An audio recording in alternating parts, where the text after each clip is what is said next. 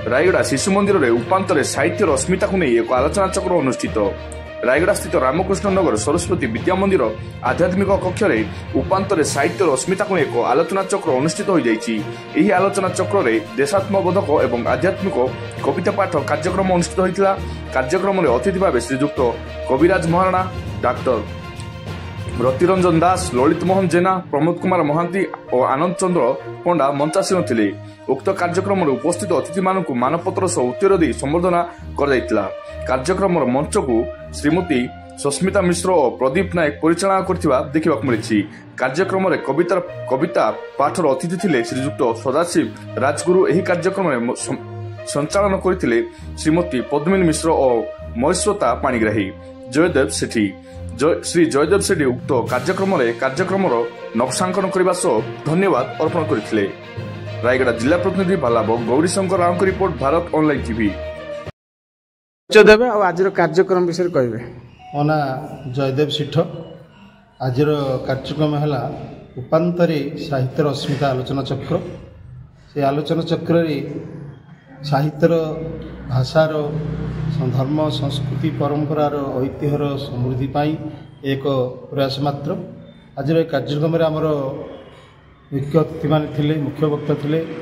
मुख्य अतिथि आमर रतिरंजन दास, वक्ता थे श्रीजुक्त कविराज महाराणा और सम्मानित थे ललित मोहन जेना, प्रमोद कुमार महांती और आनंद चंद्र पंडा और अन्य कवि कवयित्री महाशय माने ज्येष्ठ श्रेष्ठ समस्त उपस्थित थे।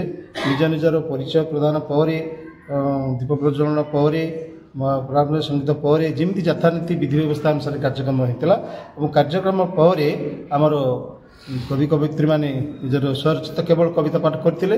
कविता थिला आध्यात्मिकवाद एवं देशात्मवाद सन्निवेशित ना कहबे एवं आज कार्यक्रम उपरे किछ उपस्थापना करिवे।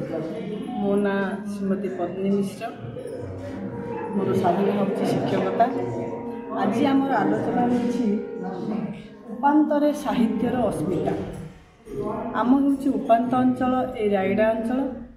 यही उपांत अंचल रे आमे आम साहित्य को केमिति बंचई रखी परिबा, तापाई आमे माने जो लेखक लेखिका वरिष्ठ लेखक लेखिका कवि कवयित्री माने रहिछंती ताको आमे केमिति बंचई रखिबा, तापाई आमे किछि साधना करिबा, किछि लोकंकु सचेतन कराइबा। साहित्य माध्यम रे आम भाषा को आमे केमिति बंचई रखी परिबा, आम जाति की केमिति आमे बंचई रखी परिबा। आम काव्य कविता पुराण शास्त्र यहीगुड़ा को आम बंचई रखा पड़ो, जेहेतु से भितरे आम सामाजिक चलनी बहुत जिनस रही। किंतु लोक भावती यहाँ गोटे धर्मग्रंथ, यहाँ पढ़ले धर्म हम, से जिनस नुह से अच्छी खाली मु जहाँ अनुभव करे आम रामायण आम भागवत आम गीतार रही गोटे समाज रे आमे केमिति आदर्श भावे मनीष भावे बंची पारिबा आ सुस्थ समाज केमती गठन करि परिबा। से सुस्थ समाज गठन दिगरे आम रामायण आम महाभारत आम भागवत आम गीता एते